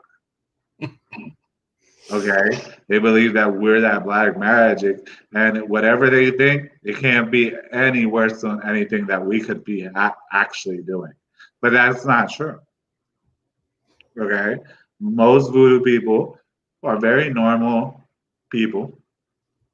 I have lots of god kids, doctors, lawyers, insurance owners, like of companies, insurance agents, cell phone company owners, celebrities. We have all kinds of people here. Okay, very normal people. You have no clue they were a voodoo. Okay, they have very reasonable desires, and they have goals and they want to, live a happy, purposeful life. Okay, and some of the worst, nastiest stuff usually comes from the religious ones. Yeah, I can see all that. Mm-hmm. I can definitely see all that. I can't do. It reminds me of that priest that's down in, was it Louisiana, that he just got arrested for basically somebody caught him with a couple of ladies on the altar, and the archdiocese actually made them remove the altar for it being desecrated. That's nonsense. I Why know. would they remove the altar? You just blessed it. See? Yeah.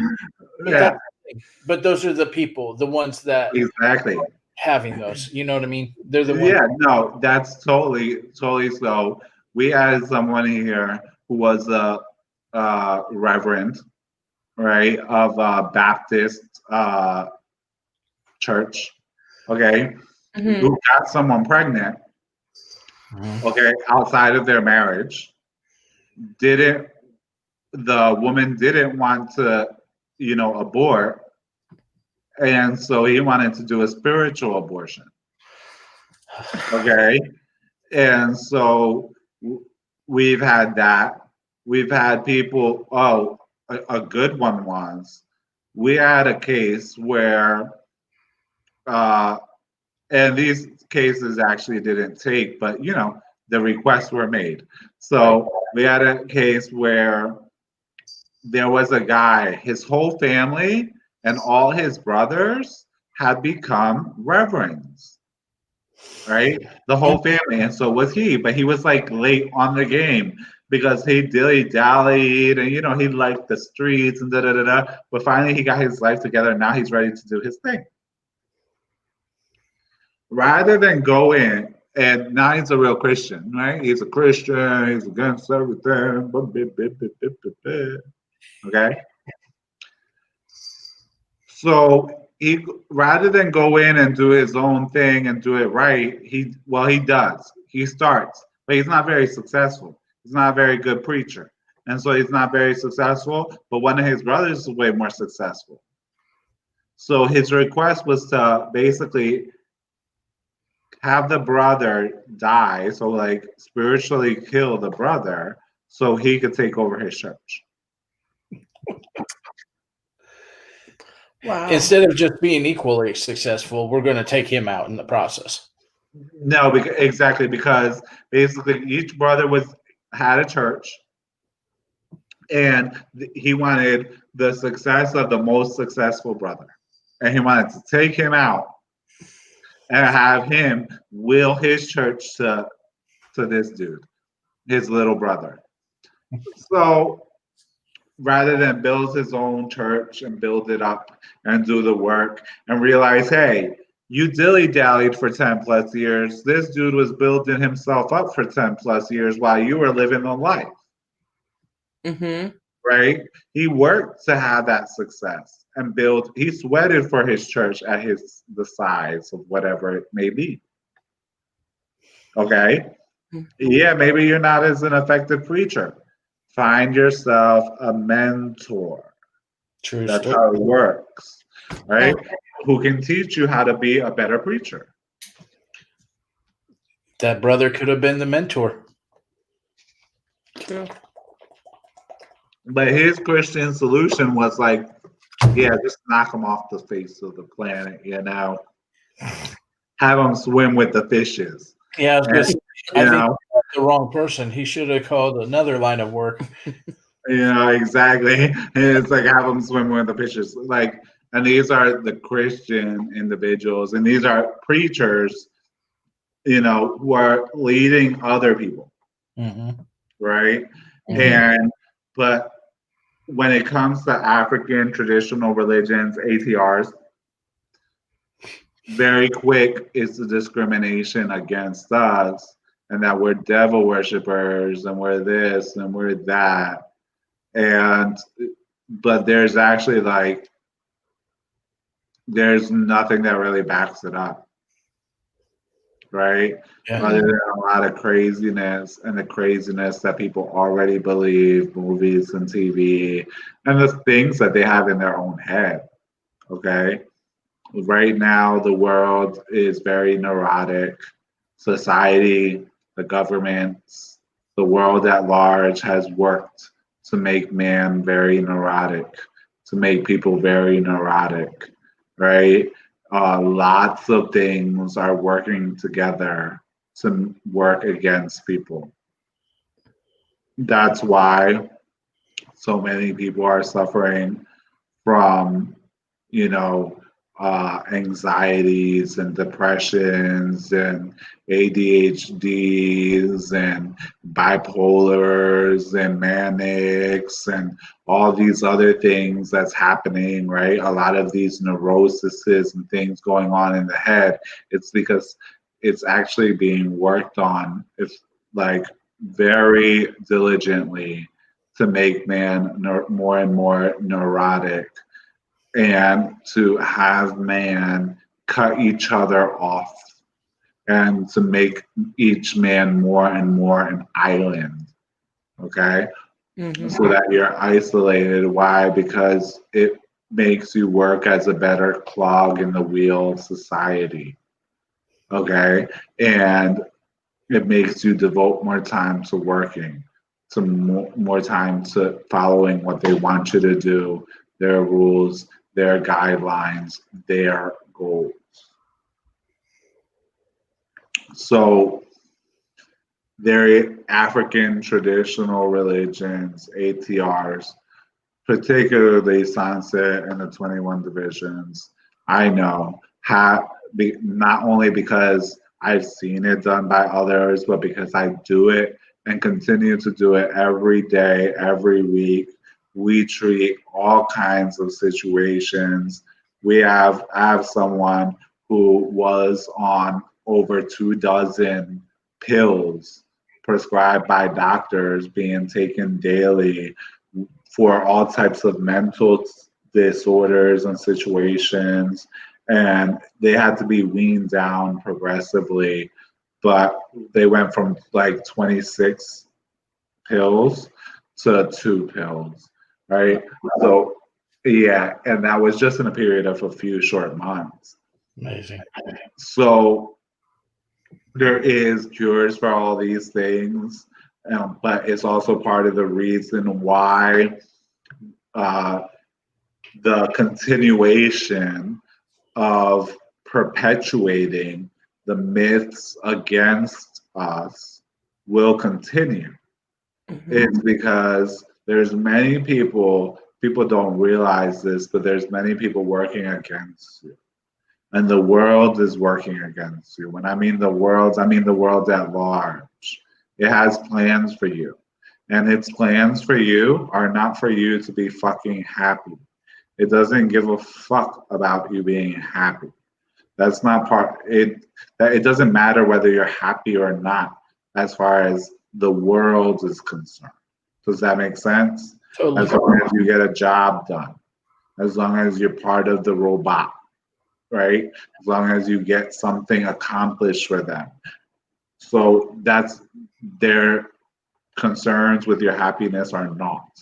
So you have to take that concern. And they know that the ATRs, shamanic traditions, so on and so forth, okay? And the enlightenment of man and people, okay, can get you free and can free you from that system. So they're going to do whatever it takes to push you down and to push down those systems, aka the ATRs, 21 Division, Sunset, these things that can get you out, can get you freed from those prisons. And they're gonna do that via like fear, shame, mocking people, ridicule, okay, calling it myth, okay, calling it old wives' tales, that enforcing their own beliefs, and so on and so on and so forth, and appropriating fear and things of that nature. Why? Because the people who practiced before the voodoo and that they encountered who practiced the voodoo, we wasn't easy to conquer. So they know that we're free, right? And so they don't want you to be free, right? Right. They're not concerned with your happiness. That's where you have to take the concern. And that's what we're here. It's for you. Well, Hector, would you mind sticking around for a second afterwards? I mean, unfortunately, we got to wrap it up. All right. That's awesome. Yeah. Well, thank you for being here. We really appreciate you. And hang tight. I'm going to play a little clip and then wrap things up. Thank you, everybody, for watching tonight. Go out. If you haven't got Hector's book yet, go out there. It's called 21 Divisions. Beautiful cover, painted blue, red with a female on there. It's an awesome book.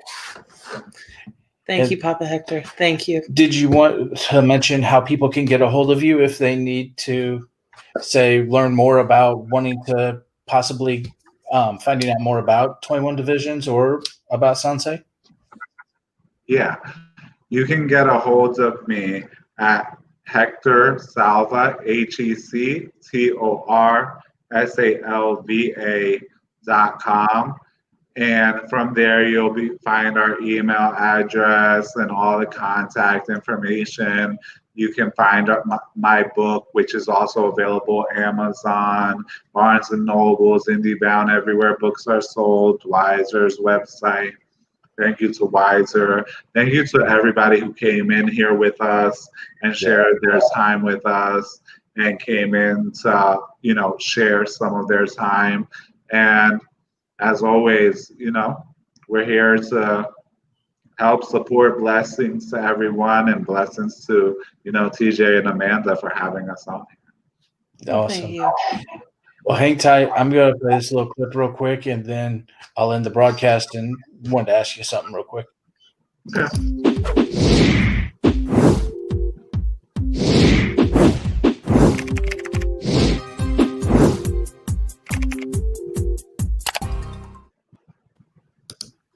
Thank you, everybody. You guys have a wonderful evening. Bye.